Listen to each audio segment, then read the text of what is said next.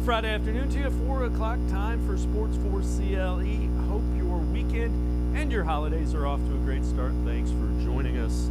Browns getting ready for a game tomorrow against the New Orleans Saints. It will be cold. It might be a little snowy. It will be frigid. Some news off the field today, though. Andrew Berry not taking the holidays off. He's got it to work and signed Jack Conklin a 4-year, $60 million extension, saying that it's $31 million fully guaranteed. The first 2 years of that are the guaranteed years, right around $15.5 million. You see that move. So Jack Conklin came out and said he would like to end his career here in Cleveland, considers this home. Sounds like he's going to get the opportunity to do that. Let's welcome in Jacob Roach from Dog Pound Daily. Jacob, I mean, $15 million is not a lot of money for an offensive lineman that has the pedigree of Jack Conklin. He hasn't played great, but he's coming off a pretty significant injury, and he's been beat up. So, all in all, it's a move I kind of like. Yeah, it's a move I think that kind of confirms what some of us have thought about them potentially going all in coming up in 2023, 2024. Like you mentioned, with it being fully guaranteed in those 2 years, as opposed to the back end of the final two. I was pretty shocked just because I thought Conklin looked like he was trending towards them moving on, maybe drafting a replacement or putting James Hudson in there. But yeah, I mean, I said that the injury risk and the injuries that have been coming up was kind of scary, but I was talking on Twitter, but I think that trying to replace him and get the level of play that he has consistently brought, even if it's a step back from what he was a couple of years ago, I think it may have just been too hard to, replace that. And when you got a good player, you don't let him go for the maybes.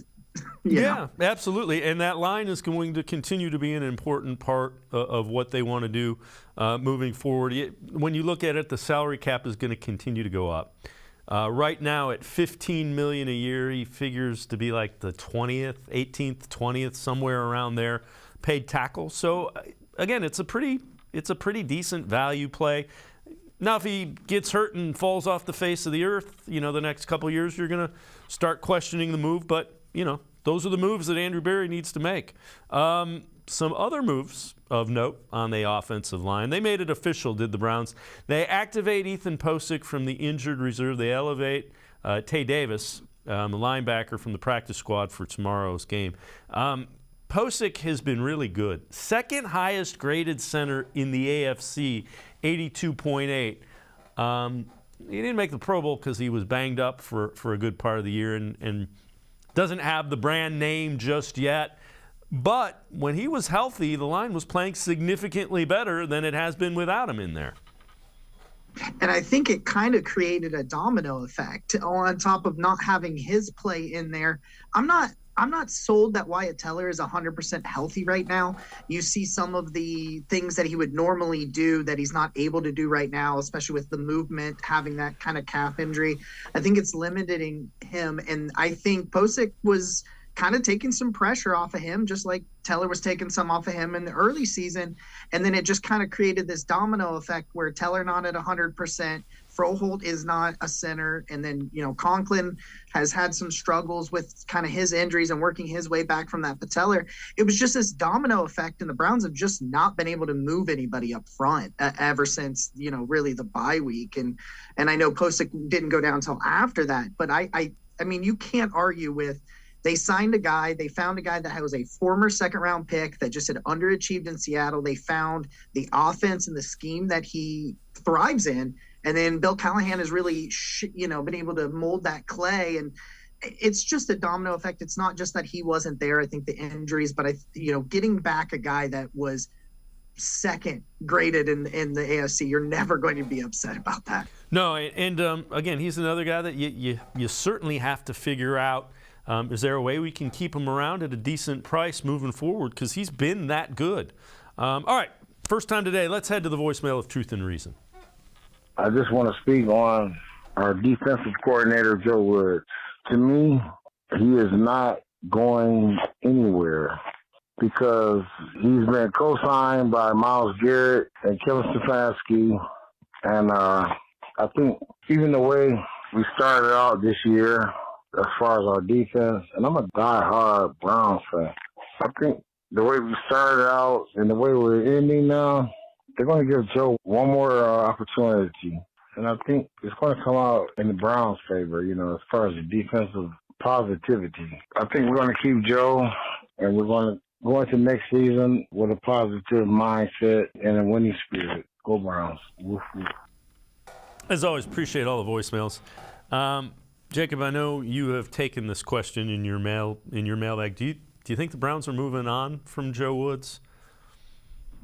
Yeah, I think so. I just don't. I look at the improvement on defense like it's fool's gold, similar to last year. You look at these quarterback runs that they've faced as they played better. Tom Brady, does not look like Tom Brady this year. They faced Kyle Allen, they faced Tyler Huntley, and in those Texans and Ravens games, especially in that Ravens game, they were running the ball all over the Browns. And for whatever reason, Greg Roman was like, I'm going to start throwing the ball 30 times with Tyler Huntley and not doing what's working, they ran 18 power plays that gained over 10 yards a carry against the Browns, and they just didn't do it.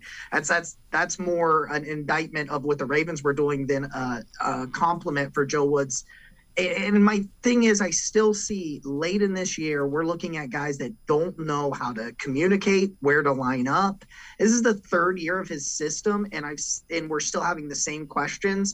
Whereas last year they improved down the stretch, and then they started this year and they were terrible. And I don't want to do that every year. I don't see how Joe Woods, you can justify going a fourth season when you've had the same personnel and some of them very talented the last 2 years, and it's just not been a good product. Yeah, I would tend to agree. I don't think the scheme kind of fits what some of the players do really well. So I think there's a mismatch there.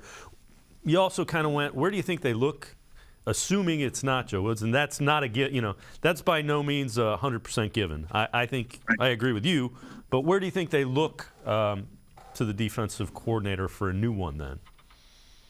I think they're going to look somewhere for a guy that has some head coaching experience. I think they want a CEO of the defense like Kevin Stefanski is for the offense. I would give Brian Flores a blank check if he doesn't get a head coaching job.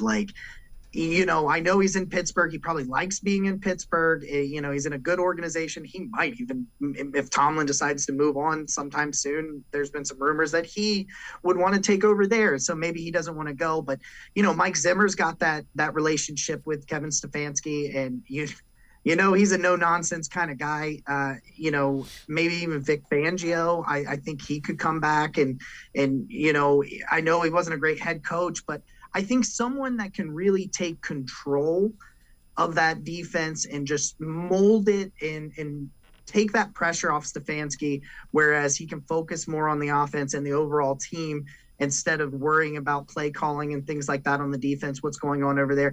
I just think a really vocal leader that has some head coaching experience. I mean, maybe they'll go with a position coach, a young guy that is showing a lot of promise. But if it was me, I'd be looking for one of these assistants that was a head coach previously. I would agree with you wholeheartedly. What I want the defensive version of Bill Callahan.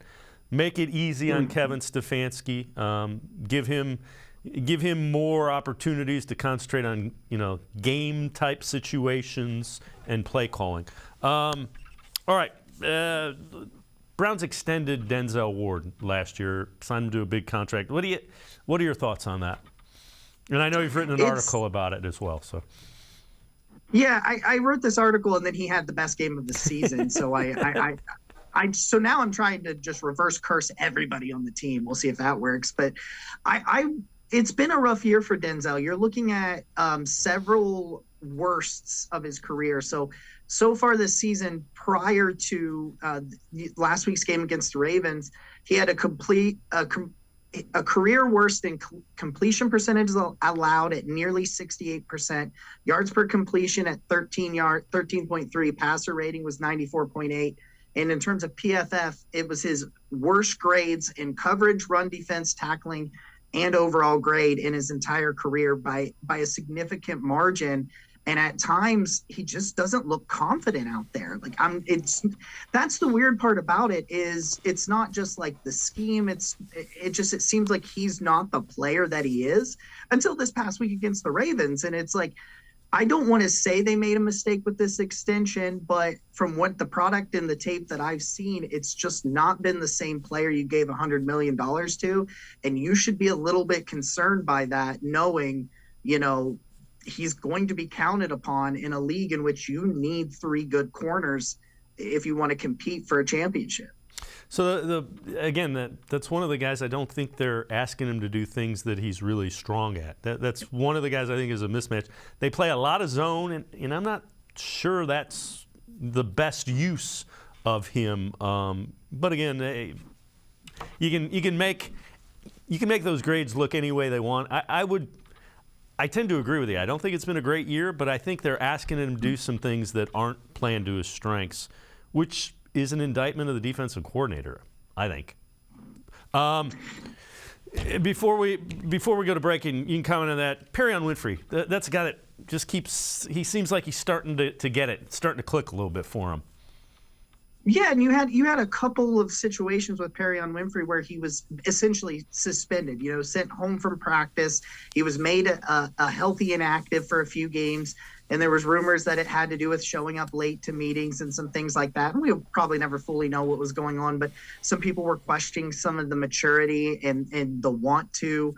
And he had a long way to develop as a run defender, and yet I thought the last couple of games he was one of the better run defenders on the field, one of the only ones I thought from the defensive tackle room that made some plays. And it's just he's found a way to kind of shed blocks a little bit better in the run game, and he's really played well laterally, moving sideline to sideline to try to chase down the ball carrier. He met Miles for a sack last week against the Ravens, and he's had some pressures where he really was a non-existent, and he's really shown that there is a player in there that they need to develop. And he was a 4th round pick for a reason, but when it all seemed like nothing was going to trend in the right direction with Perrion Winfrey, it seems now that it's all starting to get better and trend the way we want it to. Yeah, last couple games will be important for him, especially something like the one coming up where you expect a heavy dose of the run. If he can show up there, it makes you feel a little bit better about what you have, at least a rotational piece, if you will.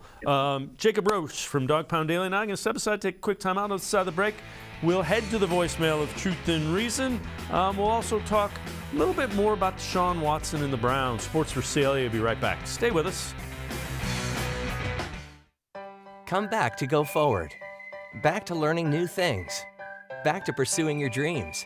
Tri-C has flexible learning options to fit your life. And every year, more than 1,000 local companies provide Tri-C students with real-world learning. The right education can boost your lifetime earning power by hundreds of thousands of dollars. Start now with a college education you can afford. Tri-C, where futures begin.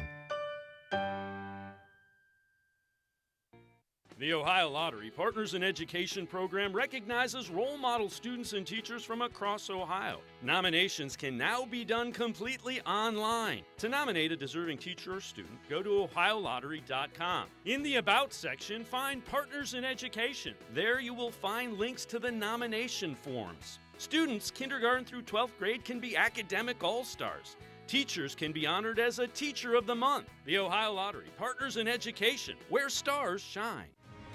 The Greater Cleveland Sports Hall of Fame celebrates the star athletes and notable sports figures who were born or have made their home in Greater Cleveland. It tells the story of discipline, commitment, perseverance, sportsmanship, and excellence in achievement. It encourages and inspires those who believe in sport and its direct impact on the well-being of our community. Go to clevelandsportshall.com or follow us on Twitter at GCLE Sports HOF for more details.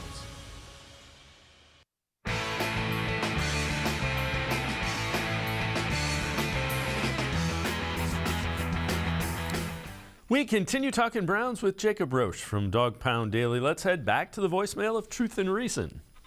Hey, Dave, Frank from Cleveland. I got a couple things, Dave. Number one, the kicker. Don't give up on that Cade. Look at Zane Gonzalez and the other guy, Jeff George, I believe. They were here with the Browns. Look at their careers now. Number 2, Andrew Berry. Leave the guy alone, man. All his picks are solid from nice big schools, and they just isn't paying out. You know, the draft's a crapshoot. Everybody knows that. And number 3, defensive coordinator. He's a state over. His name's Brian Flores. So that should solve a couple problems. Great show. You and your family be safe for the holidays, Dave, and I love you, brother. As always, appreciate all of the voicemails. I don't really take any exception with anything that he just said. I will say, Cade York, Jacob, is a little concerning, without question. But again, give him a season to try to figure it out. Andrew Berry, some of his draft picks they've got to pan out. He's got to do a little bit. He's got to hit on the 3rd and 4th rounders a little more consistently than he has. Brian Flores, I know you had mentioned him in the last segment, and I see why. I think he stays with Pittsburgh if he doesn't get a defensive coordinator's job, just because, like you said, it's Mike Tomlin. It's an organization that it's got stability. That's one thing. It is the most stable. But I think he deserves another shot at being a head coach. I think he was a pretty good head coach. Now, the whole legal aspect of that might work against him, and I'm just being honest about that. Oh, yeah, absolutely. I mean, it's just like it's not unheard of for the NFL to, blackball somebody in a situation like that. So I think you're right. It absolutely could be a situation like that. And it's an interesting thing you talk about stability with that, because you're right. I mean, if you're not a head coach somewhere, why are you going to leave Pittsburgh for Cleveland as a defensive coordinator? And I love the Browns, but I mean, they're two polar opposites. So I think you're 100% right on that. I know that Brian Flores may be fool's gold. It's a dream I'm going to hold on to until I can't hold on to it anymore, I think, for sure. But yeah, Cade York, I wrote something on Cade York kind of asking, should we be concerned about him? I think the extra points are fine. Extra points are fine. He's at like 93%. He's only missed like 2 of those, so I feel great about that. But that 73%, it just concerns me because it's mechanics. From what I can tell, it seems like a mechanics issue. I don't know if that's an indictment of Mike Prefer, the special teams coordinator, or if it's just something that he needs to work on. Cade York needs to work on. I know Jay Feely had brought it up. He said he thinks there's some issues with the plant foot, and it seems like when he's on the right hash, when he's on the left hash, no problems. When he's on the right hash, he seems to hook it real bad left with some of those knuckleballers like we saw.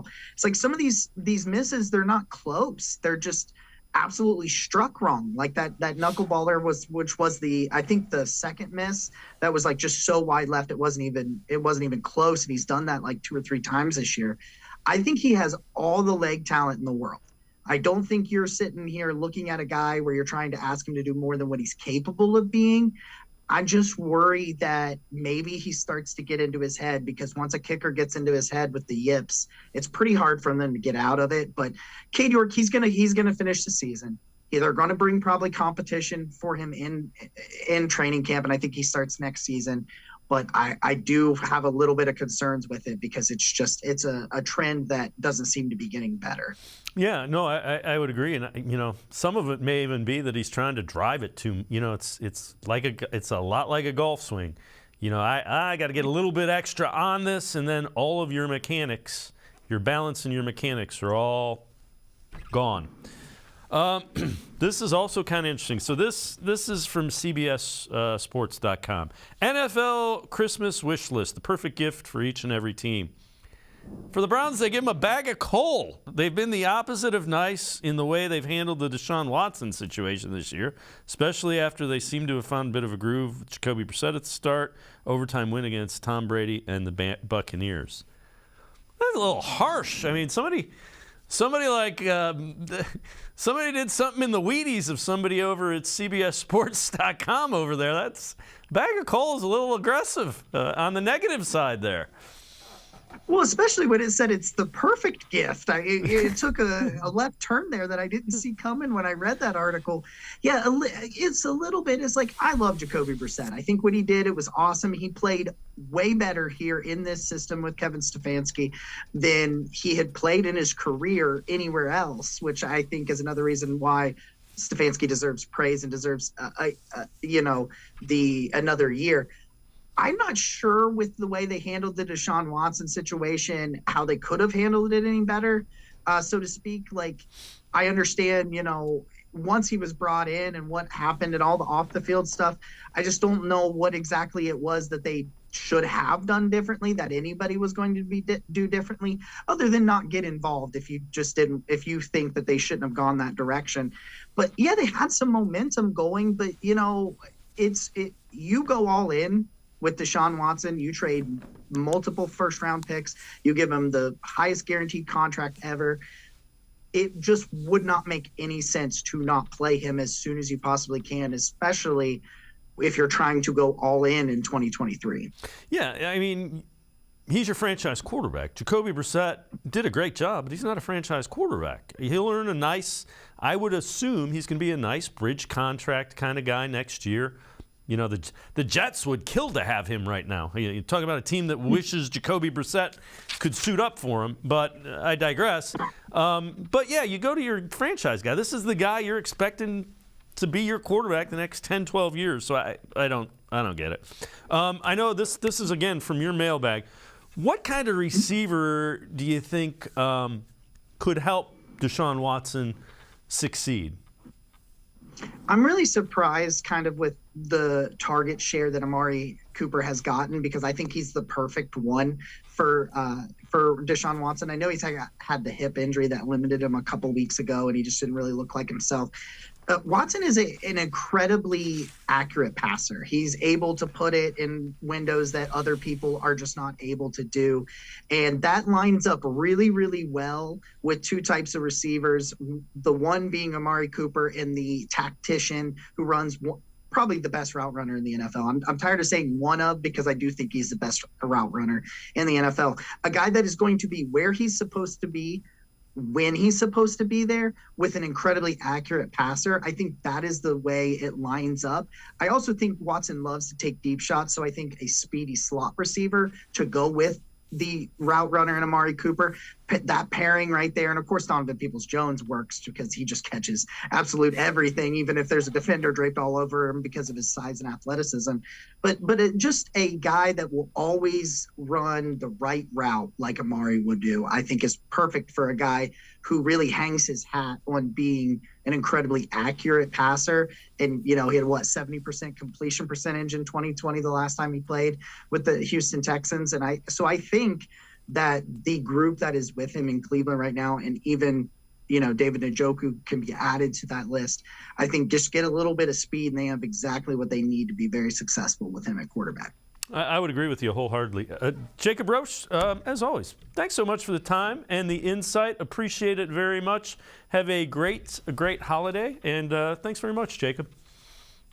Thanks, man. I appreciate it, guys. Have a good one. All right, Jacob Roach. Make sure you check him out, Dog Pound Daily. We're going to step aside, take a quick time out. We go to our film breakdown segment. Lance Reisland, Cleveland Plain Dealer and cleveland.com will join us, breaking down some of the things we'll see tomorrow against the Saints. Sports4CLE, I'll be right back. Stay with us. Come back to go forward. Back to learning new things. Back to pursuing your dreams. Tri-C has flexible learning options to fit your life. And every year, more than 1,000 local companies provide Tri-C students with real-world learning. The right education can boost your lifetime earning power by hundreds of thousands of dollars. Start now with a college education you can afford. Tri-C, where futures begin. Maybe cliche, but there's no I in team. The only identity that matters is we. The collective effort to love thy neighbor is needed now more than ever.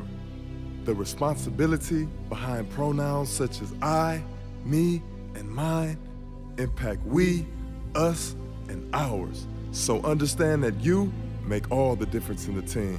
He, him, her, or she can't disturb our peace, since we control our destiny as student athletes.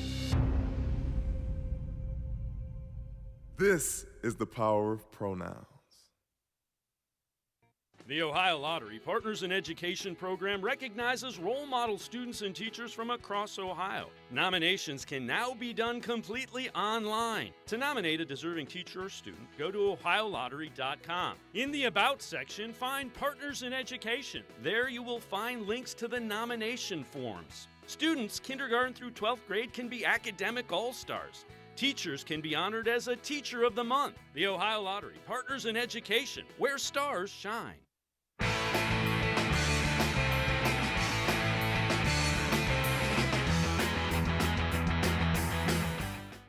We continue talking Browns here on Sports4CLE. Time for our weekly film breakdown segment. Let's welcome in Lance Reisland from the Plain Dealer as well as cleveland.com.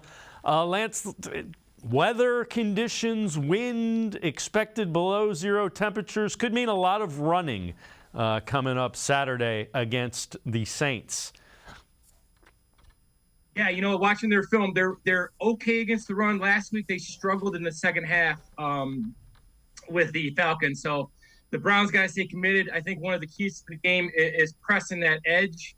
That edge will get them the edge if they keep running. But then what happens is the Saints kind of overreact and really try to get outside, and that's going to create really, really good cutback lanes for Chubb and Hunt.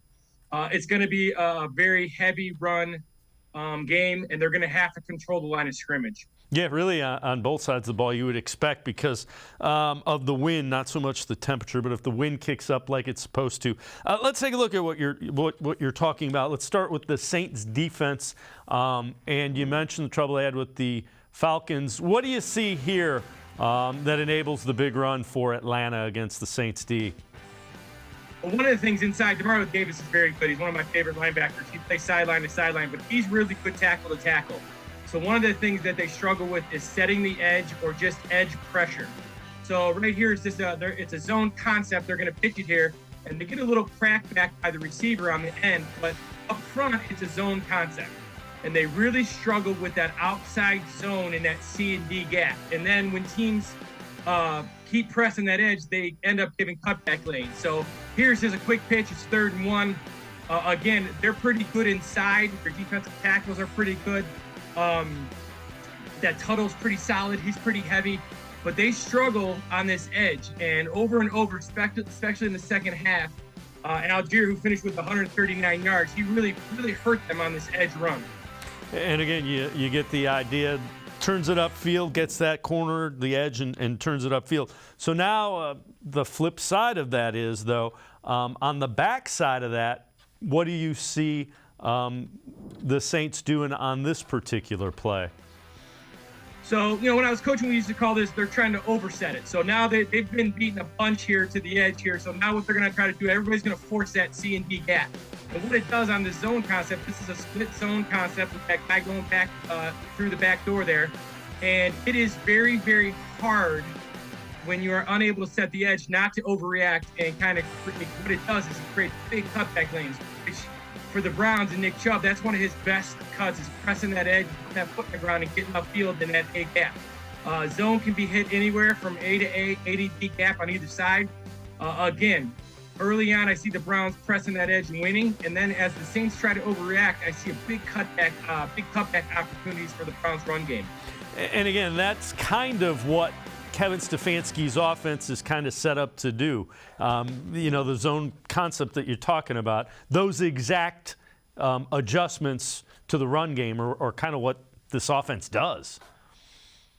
Yeah, and getting Posick backs can be really, really important because he'll be, especially if they're in their even front now. Again, I think teams are starting to cover that nose and give the Browns an eagle or tight front.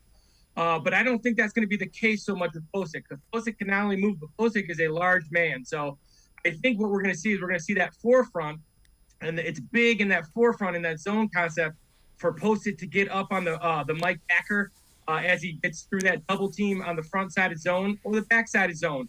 Those guards, obviously good players. So having him back will be really, really key. It is a focus of Stefanski's offense. And I think with the weather being the way it's going to be, they're going to have to live and die with this run game. And this zone is a little bit easier to run if the footing's not as good as it can be. Sometimes the counter game is tough because you're changing directions. So Zone gets him downhill. Zone gets him downhill in a hurry, and I think that's going to be really good for the Browns on Saturday. Now, on the other side of the football, the Saints do have a couple of guys that, can be some problems running the football. Alvin Kamara he's just a little bit different type of back. What do we see here? Well, you got to find one of the keys for the Browns is they got to find Kamara and they got to find Taysom Hill. They're going to take him to the ball predominantly. Now, Taysom Hill is going to throw the ball a bunch, but what they're doing here, so this is just a simple run scheme. They don't run anything but zone, some variations of zone, but they did not run one counter scheme this past week against the Falcons throughout the game. So everything they do is a zone scheme, inside, outside zone, a little bit of duo. But for the most part, they're going to find ways to get Kamara and Taysom Hill the ball. And this is just a simple kind of lead power here. They'll run a little bit of power, take that back. They'll run a little bit of power in short yardage situations, but predominantly a zone team. And they got to find Kamara and Taysom Hill. Those are the guys they want carrying the ball as much as possible. And that one was a direct snap to Alvin Kamara. So this one a little different. You mentioned you got to find where he is. They'll move him around. This one a little bit of a jet sweep action to him. So what you have here is you got a really, really cool scheme. A lot of NFL teams are running it now. So they're actually going to run zone to the left. And you can see the quarterback and the tailback are actually going to step and run zone to the left. So all those offensive linemen are reaching hard to their left. And by doing that, obviously the defensive lineman is going to react. And they're actually going to leave the defensive end if he doesn't come inside because they expect him to react to the zone away. So again, a very easy way to get Kamara the ball. It sticks with the run scheme of being a base zone team. And it's just an easy handoff here, get the ball in space to their best player. And that is a guy with breakaway speed. It may be negated due to the weather circumstances, but he's a big play guy. The other guy is Taysom Hill, and this is a guy that they will line up everywhere. Well, again, so when you get these guys direct snaps, you will get some other concepts. So this is a pin and pull. Again, primarily a zone team. Every once in a while, they will change it up a little bit. So this is a pin and pull scheme. And what a running quarterback does is gives you a +1 in the run game. So if you look at the tailback from the start of this play, he's actually going to be the key block. And he's an extra hat. So he gets out to the edge, and he's the one that makes the key block. Again, an easy way. Best player. Weather could be a factor. So just direct snaps, old school football, pin and pull here, get out in front, kind of a student body kind of concept, and just getting their best two players in space, which are Kamara and Taysom Hill. It's kind of interesting, too. We're talking about Taysom Hill, an NFL guy that takes snaps as a quarterback. The Saints line him up at running back. They line him up at tight end for quite a few times, and they will line him up at quarterback. Yeah, and he's really good. He's good on special teams. He's kind of a throwback. He's a football player. So he's a guy, especially with bad weather, he's a guy that they're going to figure out. So with Andy Dalton not being a super passer past 10 to 12, 15 yards, they're going to find creative ways in this weather to get those guys the ball. And Taysom Hill, because he can line up at so many spots, he gives you flexibilities with short passing routes, end arounds, direct snaps. Just easy touches, get the ball in his hands, and let him do what he does. Now, when they do have Andy Dalton, or if they do try to throw the ball, there is an area you think that the Browns can try to take a look at as far as the left tackle goes. Let's take a look at that and see what you see here. Well, this is James Hurst, and he's struggling. They struggle with a number of things. So they struggle with pure speed rush here, which you're going to get a speed rush from Carter. And he loses. And the reason he loses is because if you look inside 97, Garrett from the Falcons is going to angle to his right and occupy Pete, the left guard. And by occupying that guard, it puts Hurst on an island. And by being on an island, he struggles with the speed rush. They also ran some twist stunts that really confused and had those guys giving up some pretty heavy pressure, especially late in that game. So again, I think the Browns will do a good job of covering that left guard and forcing that left tackle to block Garrett one-on-one. And again, Myles Garrett, he's a Pro Bowler for a reason. So yeah, if they can find a way to get Garrett one-on-one with anybody, the Browns defense likes that matchup. Yeah, and the Browns do a really good job. So if you see on 3rd and long, when they walk all those linebackers up in the box, what they're trying to do there is they're trying to create one-on-ones for their edge rushers, and especially Myles Garrett. Now, because of they have not chipped a lot, but most teams will change their scheme for Myles Garrett. Myles Garrett is a game wrecker. He will. There are very few guys, the Aaron Donalds and Myles Garretts, that will ruin a game if you don't account for them. He will ruin an offensive scheme unless you account for him. So I look for the Saints to chip on him a little bit. I also think they can move Myles down inside. I think he can have some success on the guards. They can be creative with some twists and some stunts, which the Saints have also struggled with. So I look for that to be a matchup. I don't know how much pass they're going to give the Browns, but with the weather, but they're at a definite disadvantage against Cleveland. Lance Reisland, as always, great stuff. Appreciate the time and the insight. Thanks very much, Lance. As always, thanks for having me. Lance Reisland, make sure to check him out. Pages of the Plain Dealer as well as cleveland.com. Always some really good stuff with the film breakdowns. We're going to step aside, take a quick timeout. Other side of the break, we continue talking Browns. Spencer German straight ahead on Sports4CLE. Stay with us. Come back to go forward. Back to learning new things. Back to pursuing your dreams. Tri-C has flexible learning options to fit your life. And every year, more than 1,000 local companies provide Tri-C students with real-world learning. The right education can boost your lifetime earning power by hundreds of thousands of dollars. Start now with a college education you can afford. Tri-C, where futures begin. The Ohio Lottery Partners in Education program recognizes role model students and teachers from across Ohio. Nominations can now be done completely online. To nominate a deserving teacher or student, go to ohiolottery.com. In the About section, find Partners in Education. There you will find links to the nomination forms. Students kindergarten through 12th grade can be academic all-stars. Teachers can be honored as a Teacher of the Month. The Ohio Lottery Partners in Education, where stars shine. I am powerful beyond my wildest imagination. I will define my future. I will keep challenging myself to improve. Because I am a future leader of this great nation. I will be responsible for raising a beautiful family. And educating not only my generation, but many more to come. I will make a difference in my community. And I will stand up for what I believe in. I will not settle for simply chasing my dreams. I will achieve them. Because I was given a chance. An opportunity. A home. At Family, Career, and Community Leaders of America. The ultimate leadership experience. FCCLA has been one of the greatest experiences of my life. It's made me who I am today. Join us. We'll build a new future together.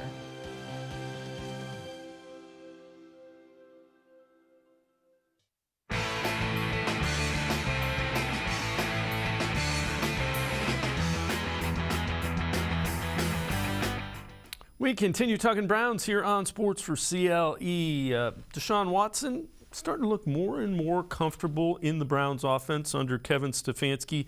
Watson talked earlier this week about this offense and where he sees it going. We knew that it was going to take some time, so we're not, pressuring ourselves to try to, force any issues or force anything. We just, take it one day at a time, one snap at a time, one rep at a time, and we just got to continue to build and have that open mind that we can do that. Last week you said you thought you and Kevin, the sky's the limit for you guys together. So what is it about his system that you think you can thrive in? Just the balance of just the pass and a run. And then we have, a great front five. Those guys up front and the schemes and the way Coach Callahan coaches those guys and how detailed they are.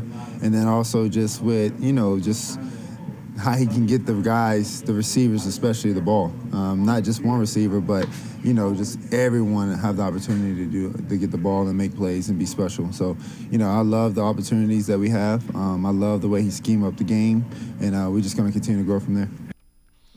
And with that, let's welcome in Spencer German from 92.3 The Fan. Spencer, it's kind of interesting to listen to a quarterback who is excited about the scheme. Go figure, huh?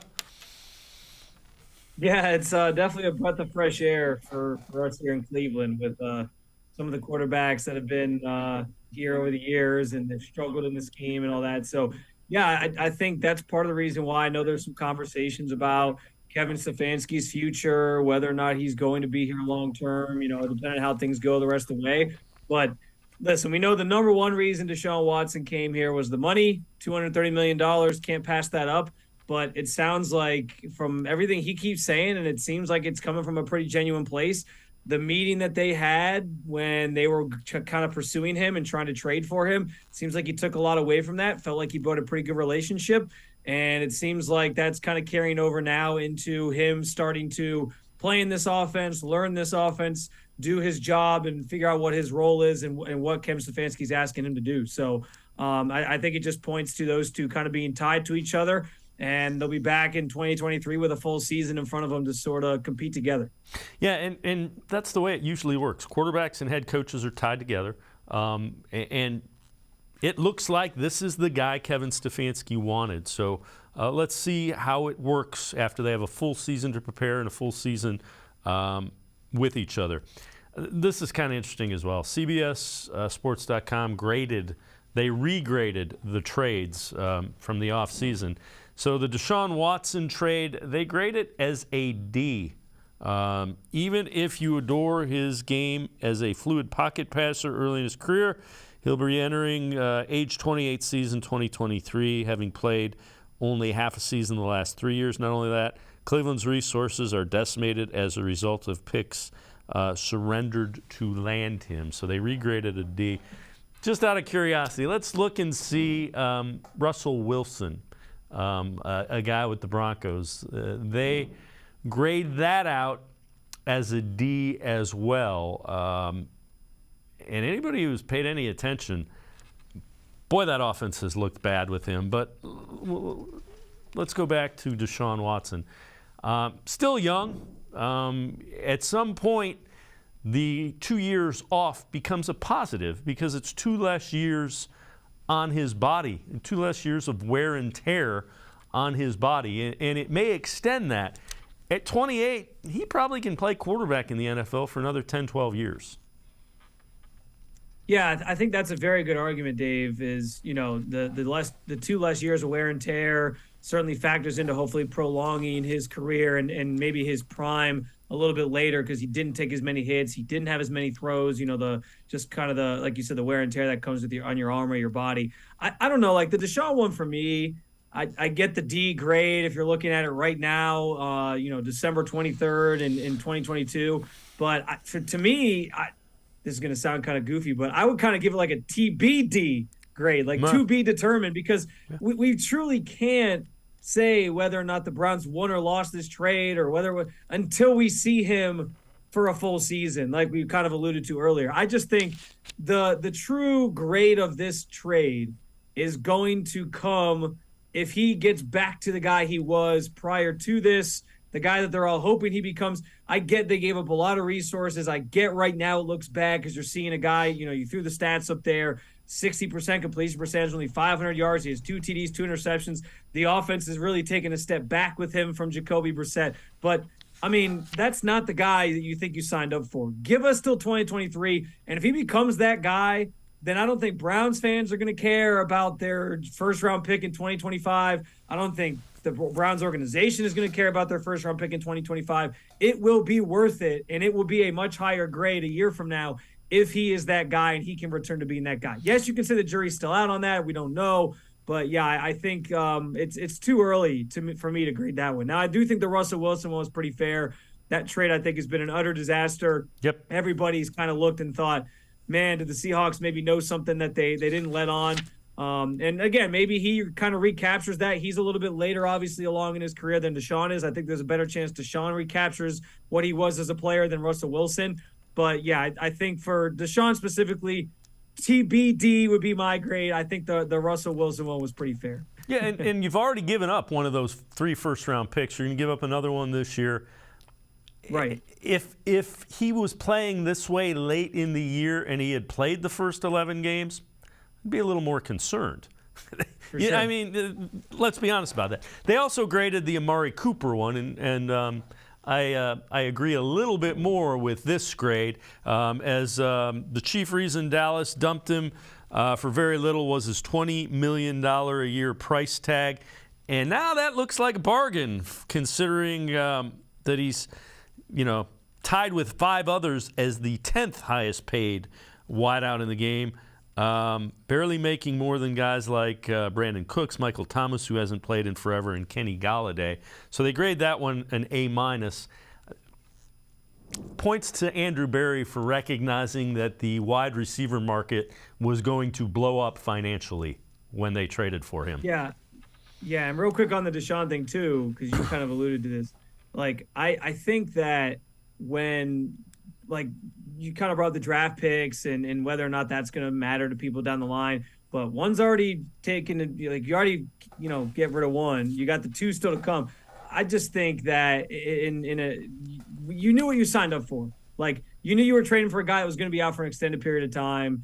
The Browns kind of knew that going in. So to sit here and say it's a D right now, I think, yeah, I get it. Like, there was a lot of baggage that came with it, but it's still so much to sort of still figure out with that. Now, for Amari Cooper, you're 100% right. That was a genius trade. You can say what you want about some of the draft picks and Andrew Berry's tenure. I know this has kind of been called to attention of late, where we've kind of gone down the list and been like, well, is this guy right? Was this a good pick? Cade York maybe most notably has come under fire of late. But that trade was a great one in terms of addressing a need, getting a guy in here who you only had to give up a 5th-round draft pick for and a 6th-round swap, I think it was. And yeah, I get it. The money maybe was the issue for the Cowboys, but as the old saying goes, one man's trash is another man's treasure. He has been remarkable here, absolutely remarkable. Even with Jacoby Brissett, he was putting up numbers. Now he's got Deshaun Watson over there, and he's still doing some nice things. That trade was worth everything they gave up and then some, and he's worth every penny that the Browns are paying him. I know his cap hit next year is supposed to be similar, so maybe we get another version of a restructure in there to see if they can kind of balance things out a little bit. But I still say, for what he's making and what he's going to give you as a player, and again, assuming Deshaun Watson continues to ascend and get better and progressively get back to the guy he was, he's absolutely worth the money that you're giving him. Yep, I would agree. And your point about Andrew Berry's draft picks have to start hitting more in those middle, the middle rounds, without question. Cade York, before we go to break, just your thoughts on that. Again, you gotta give the guy time to adjust. This hasn't been the year. I certainly thought he'd be better, and I think everybody else probably did as well. Well, yeah, and especially after he hits a 58-yarder to win week 1. Like that stands out as, and we were all ready to assume that the Browns had finally found their kicker for the first time since Phil Dawson. But, and you bring up letting a guy kind of, see how things go, how they progress. Phil Dawson, back in the day, he got the benefit of the doubt, and everyone keeps calling up his old numbers.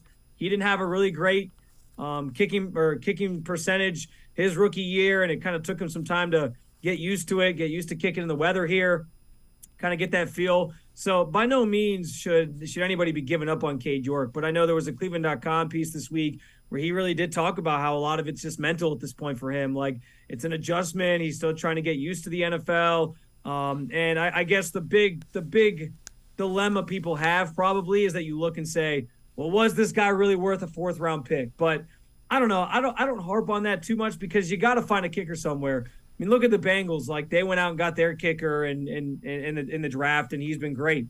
And McPherson. So sometimes you hit on these guys, sometimes you don't. I get why people think a 4th-round pick was maybe too rich for a kicker, but hopefully they give him some time. He kind of works through some things this offseason. Maybe you bring in some competition during training camp and just add a little pressure to kind of get him mentally working through some of that stuff. And then he can be that guy that you think he is. But, right now, I don't think this rookie season's gone the way anybody expected. And he's just got to kind of figure it out between the years. Spencer German from 92.3 The Fan and I are going to step aside, take one more time out, other side of the break. We'll talk a little Browns and a little Cavs. Sports for CLE will be right back. Stay with us. The Ohio Lottery Partners in Education program recognizes role model students and teachers from across Ohio. Nominations can now be done completely online. To nominate a deserving teacher or student, go to ohiolottery.com. In the About section, find Partners in Education. There you will find links to the nomination forms. Students kindergarten through 12th grade can be academic all-stars. Teachers can be honored as a Teacher of the Month. The Ohio Lottery Partners in Education, where stars shine. The Greater Cleveland Sports Hall of Fame celebrates the star athletes and notable sports figures who were born or have made their home in Greater Cleveland. It tells the story of discipline, commitment, perseverance, sportsmanship, and excellence in achievement. It encourages and inspires those who believe in sport and its direct impact on the well-being of our community. Go to clevelandsportshall.com or follow us on Twitter at GCLE Sports HOF for more details.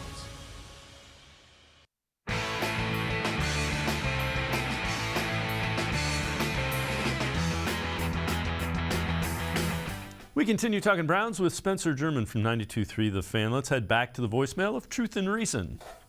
Hi, Dave. Howard from Marin County. I was thinking about the weather. You know, when they had terrible weather in Buffalo, they moved the game to Detroit. I think it's inhumane to make the pro football players play in such awful conditions, increase in terms of probability of injury and also of illness. Is there any way they can postpone the game? Because the weather is truly awful. Thanks a lot, Dave. I hope this can reach people in the NFL in terms of, you know, maybe doing something for this. Thanks. Bye. As always, appreciate all of the voicemail. Spencer, the public safety thing was the issue with the one in Buffalo. I get where the voicemail is going. I don't think for cold. I just don't think they're going to do that. But I understand the point. Yeah, I think it's a fair question to ask, and I certainly think if they were going to make that decision, they would have made it by now. I think, Dave, before you and I here are talking almost at 5 o'clock on Friday. So, but yeah, I mean, we see these January playoff games played at Lambeau Field all the time. I just think they consider that kind of part of the game, right? It's kind of part of. They call it football weather and playing in the cold and the snow coming down. So I think you just got to kind of deal with it. And then the public safety thing really was the biggest reason with the Buffalo situation, which I can speak to having been working in Buffalo, covering the Bills several years ago. I was at that last big Snow Bowl game where Jacoby Brissett was actually the Colts quarterback at the time, ironically enough. So I know how it goes in Buffalo with the snow and the weather. And if they played in that, then they certainly would have played in it a couple weeks ago if it wasn't for the storm. Just the timing of the storm, I think, is what really got people. It threw people off from being able to get to the game, the teams being able to get to the game. So, yeah, it was a little bit different situation there. Let's take a look at this. It's kind of interesting. So NFL Network always predicts, their people predict each and every one of the games. So for the Browns Saints, all but one predict a Browns win. Some of them have been scoring a little bit more. I don't think they're going to score in the mid to upper 20s. I could be wrong without question. But Spencer, this is a game the Browns should win. Yeah, I feel pretty good about saying the Browns should win and will win this game. I agree with you on the scoring, though. I mean, we just had a conversation about the weather, and that's a nice segue into, making a prediction for this game because that's going to be a factor. I mean, it's Deshaun playing in that type of cold for the first time here in Cleveland. I know he played in it a little bit last week, but it was not nearly as cold as it's going to be on Saturday. There should be some snow in the forecast as well. I think that's going to make this game truly a slog. Unfortunately, too, you talk about Deshaun progressing and trying to get better. This isn't, I think, the environment for him to kind of take that next step. It's going to be a little bit harder to do that in this type of weather with this type of forecast. So the way the offense has been playing, they've kind of been grinding out wins the last couple of weeks. I think we could see something similar tomorrow. I do think the Browns still should win, but I don't know if they get up to 20 points. I think it might be like last week where you're talking first one to 17 or so wins. Yeah, I would agree with that assessment. And we'll see. You never know. As soon as we say that, somebody's going to end up running for four touchdowns and scoring 40 points. You're right.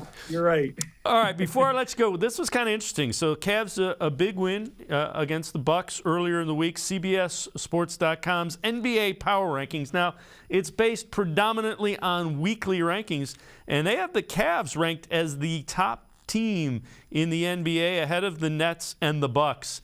So, Spencer, the Cavs are definitely kind of moving towards that legitimate threat to be, a deep playoff team. I don't know that I'm going to say title yet, but certainly to get towards the Eastern Conference Finals. I got to be honest, Dave. I don't like seeing the Cavs at the top of the power rankings. As soon as everybody starts noticing, that's when things go wrong for us, right? Like, that's just the Cleveland mentality. No, it is cool, though.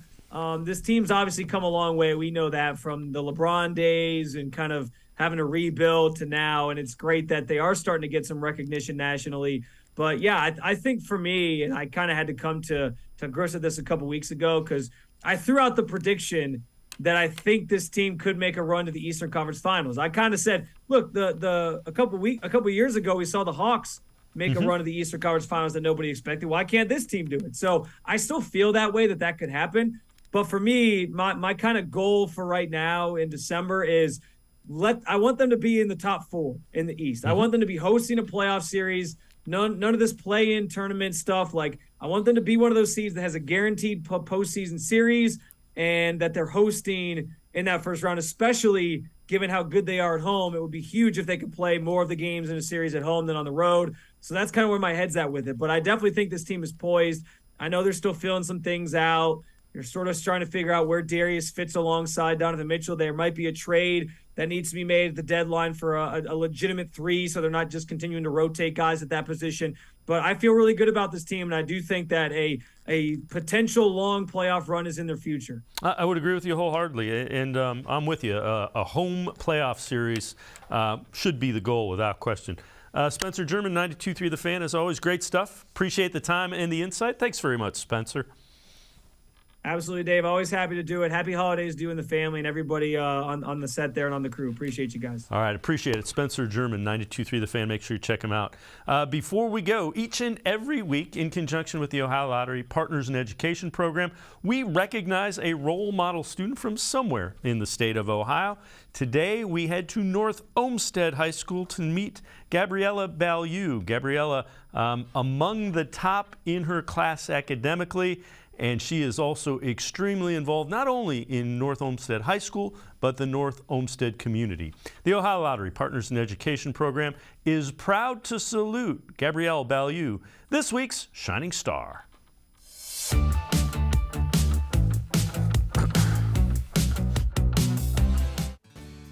Senior Gabriela Balliu is in the top 10 of her class academically at North Olmsted High School. She's taking advanced placement and college credit plus classes and has for several years. As impressive as that is, it only scratches the surface of Gabriela's mark during her time at North Olmsted. Just by being involved, it gets you those experiences of what real life it really is. And I'm glad I've branched out. And freshman me would not talk to anyone. Freshman me would not be doing this right now. Not to say that I'm not shy at all, but I've learned to branch out and be out of my comfort zone. I think Gabby's somebody who sets goals, achieves those goals, but kind of takes the time to know what those goals are and live during them and not always kind of look towards the future. Gabby has been on the yearbook staff since her freshman year. It's what got her started at getting involved at North Olmsted and has led to her being the chief editor of the yearbook the last 2 years.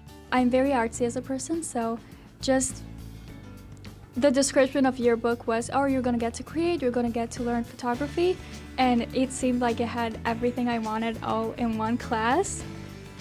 So I applied and I actually got in, so thank God I did, because I would have, honestly, if it wasn't for yearbook, I don't think I'd be as involved as I am in the high school. Balliu is also involved in Key Club, National Honor Society, and a program called Difference Makers at North Olmsted High School. Those are students that are making a difference in our school each and every day by promoting different programs that just collaboratively get our students together and kind of create a culture that is positive here at North Olmsted High School. So she had asked me if that would be something that she could join and be a part of, and certainly I wanted to scoop her right up to be a part of the Difference Makers, so she started that with us last school year. Outside of the high school, Gabriela is also involved in the community. She volunteers with hospice, where she enjoys spending time with some of the patients. I will sit with them, talk to them. whatever they need, I'll try to ask and see if I could provide it for them. Like I remember I was there 2 weeks ago, and one of my ladies, she's 97, God bless her heart, she asked for fuzzy socks, and I was just so thrilled to go and buy it for her, because I was like, oh, what color do you want? And she'll actually talk to me, and there's other kids that she'll talk to, but not as much as me, so it's that comforting feeling of like, oh, I've made a connection. Balliu has a unique ability to connect with a wide variety of people of all ages. She'll graduate from high school with right around 40 college credits and has a plan for her education going forward. I'll be going off to college for architecture engineering. I love math and I love art, so it's a good combination of both. I also enlisted in the Marines, and I'm going to the reserve program. I'm going to boot camp all over summer, and then I'll be with them throughout the 4 years of college, and then 2 years after that.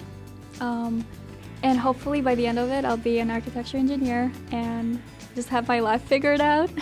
If you're thinking that Balliu is mature beyond her college years, you'd be correct. She had her college path very well thought out. I guess I've always wanted to just have that discipline and just learn how to manage everything. I would say I'm very busy, so I would love to have a set schedule of what I do, and I feel the Marines was just a choice that I made that was going to get me to learn like those values and what it is to have leadership, what it is to have the discipline to like keep up with everything, and just the physical aspect of it too. She also has a sibling in our younger grades, so I think that's where the investment was in kind of working with our younger students, because she really wants to see North Olmsted be successful. She's a pillar of the community as a senior in high school, and I think that's something really special. If you know a student who deserves recognition, we want to hear about them, and you can nominate them completely online. Go to ohiolottery.com, find the About section. Click on Partners in Education. There you will see links to nomination forms. Nominate that student as an academic all-star, and they could end up being featured as our next shining star. Well done, Gabriela. That's going to do it for this edition of Sports for CLE. There will be no show Monday, so we can enjoy the holidays. Wish you the best of the holidays as well. Tuesday, a special State of the Browns show here on Sports for CLE. Have a great weekend. Have great holidays. Enjoy them with your families. We'll see you back here Tuesday at 4 o'clock on Sports for CLE.